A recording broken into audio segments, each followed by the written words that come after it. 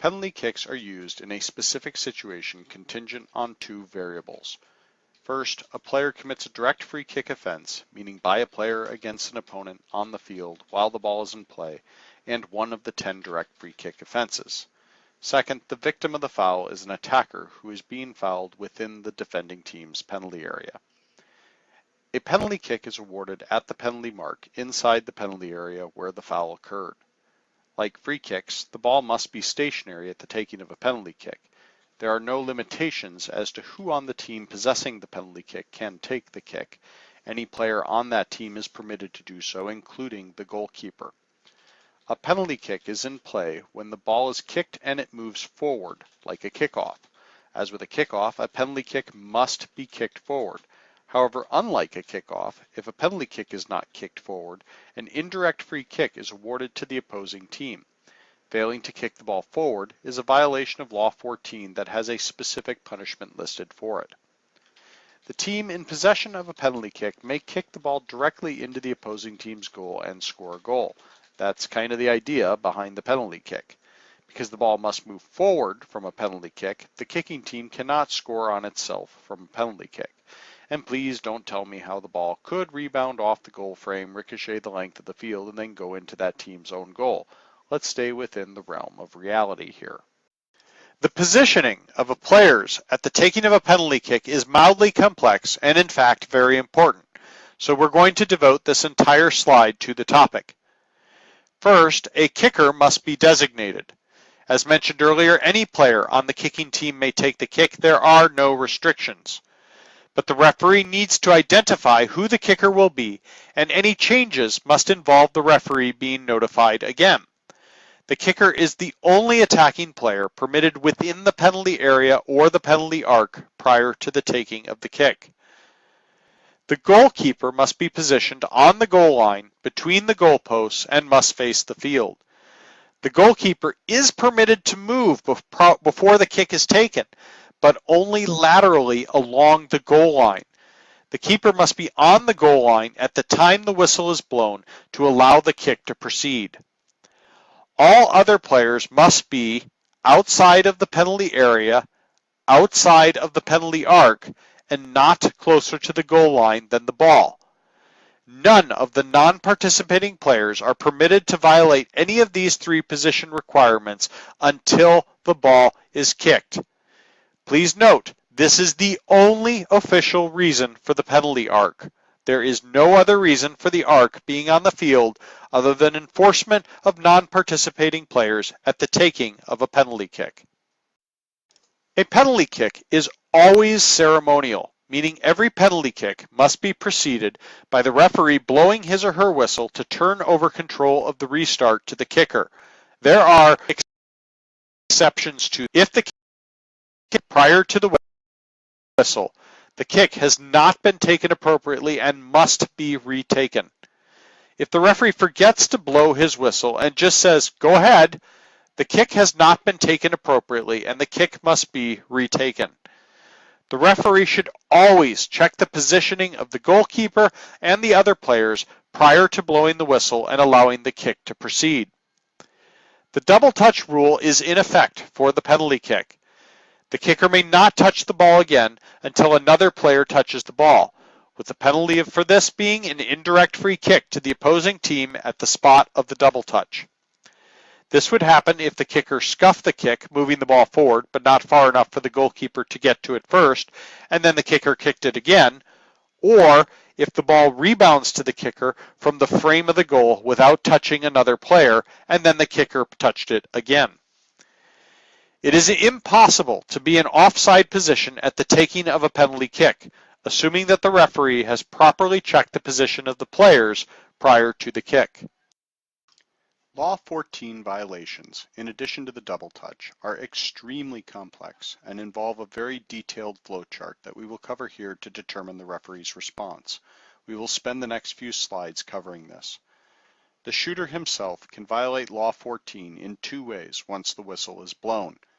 The kicker can stutter step in the run-up to the penalty kick, but upon reaching the ball, the kick must be taken in one continuous motion. This was added to Law 14 in 2011, as many shooters would start the motion, hold their leg up, then wait for the goalkeeper to dive in one direction, then kick the ball into the opposite corner, and this was deemed unfair. The kicker must kick the ball in a continuous motion upon reaching it. If the kicker does not do this, the referee should wait to see the outcome of the kick, and if the ball enters the goal is not counted and the kick is retaken. If the ball does not enter the goal from this situation, meaning the goalkeeper makes a save, or the ball hits the frame of the goal and rebounds into play, or the ball goes over a boundary line for what would appear to be a goal kick, corner kick, or throw-in, play should be halted and an indirect free kick is granted at the penalty mark to the defending team where the kicker infringed on Law 14. In either case, a goal cannot be scored once the kicker violates Law 14. The restart is either to retake the penalty kick if the ball goes into the goal, or an indirect free kick to the defending team if the ball does not enter the goal. Furthermore, Law 14 states that if a kicker starts the kicking motion and then pauses, the kicker must also be cautioned for unsporting behavior. The other possible violation of Law 14 by the kicker is if the kicker plays the ball backward.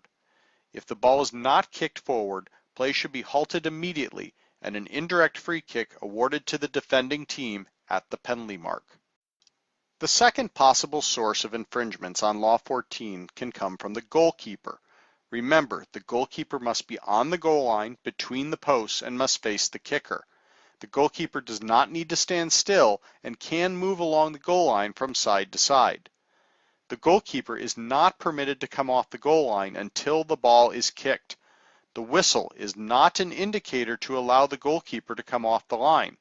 If the goalkeeper does come off the line early, the best person to make this call is the assistant referee. While some referees choose to monitor this themselves, it is advised that this duty be delegated to the assistant. If the goalkeeper comes off the line early, we have to wait to see the outcome of the kick. If the ball should be counted. If the ball does not enter the goal, again, this could mean a save that either rebounds into play or is pushed over the goal line for an apparent corner kick, a rebound from the frame of the goal, or the kicker missing the goal entirely to create a goal kick. Play should be halted and the kick would be retaken. In the case of a defender violating Law 14, in this case the goalkeeper, the result of the penalty kick could either be a goal or a retake. The final group of individuals that could commit a Law 14 violation are the non-participating players from both teams, meaning anybody but the goalkeeper and the kicker. We can break this group into two subgroups, the attacking teammates and the defending teammates. If a player other than the kicker charges into the penalty area and takes the kick after the whistle is blown, this would result in an indirect free kick at the location where the attacker entered, regardless of the outcome of the kick. If an attacking teammate merely encroaches, that is, enters the penalty area before the ball is kicked, we have to wait to see what the outcome of the kick will be. If the designated kicker kicks the ball into the goal, because the attacking team infringed on Law 14, the goal is not awarded and a retake is ordered. If the ball does not enter the goal, again, rebound, save, or miss, the referee should blow the whistle to halt play and award an indirect free kick at the spot where the attacker entered the penalty area early. Two possibilities exist from attacker encroachment: a retake if the ball goes in, or an indirect free kick if it does not.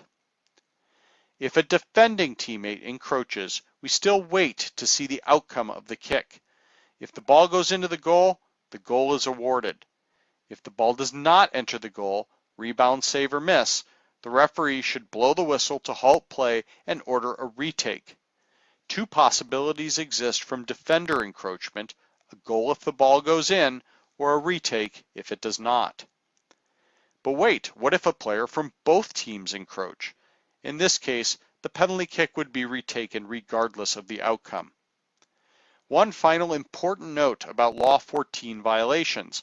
Misconduct for Law 14 violations is rare, but it applies in two specific situations.